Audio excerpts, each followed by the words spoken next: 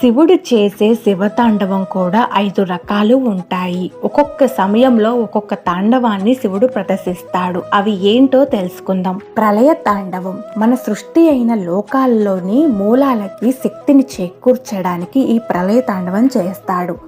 సంహార తాండవం శత్రువులని నాశనం చేయడానికి, భక్తుల్లో కర్మలు మాయల్ని తొలగించడానికి ఈ తాండవం చేస్తాడు. ఆర్పత తాండవం ఈ నృత్యం భగవంతుడు వివిధ రూపాలను ప్రదర్శించడం కోసం చేస్తాడు. లోకంలో జరిగే శుభ సంఘటనల కోసం కూడా చేస్తాడు.